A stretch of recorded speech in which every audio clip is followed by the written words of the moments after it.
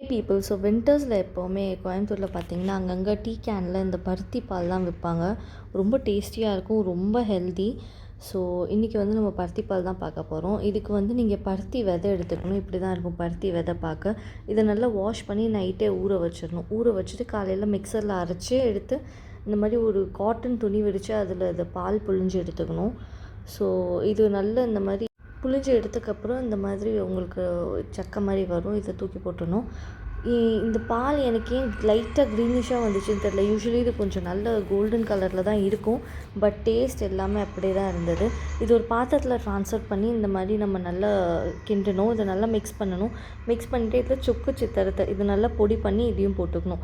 இதை போட்டு கொஞ்சம் நல்லா கொதி வரும்போது இதில் தேங்காய் பால் புழிஞ்சு ஊற்றணும். தேங்காய் பால் இந்த மாதிரி எடுத்து ஊற்றிட்டு தேவையான அளவு நாட்டு சக்கரை போட்டு கிண்டிக்கணும். இது நல்ல ஒரு டேஸ்டியான ஹெல்த்தியான ரெசிபி. குழந்தைங்களுக்கு ரொம்ப நல்லதுங்க. ஸோ என் பசங்களுக்கு இது ரொம்ப பிடிச்சிருந்துச்சு. என் பொண்ணுக்கு அவ்வளோவா பிடிக்கலை. வீடியோக்காக எப்படி ஆக்டிங் பண்ணுறா பாருங்கள். ஓகே, பாய்.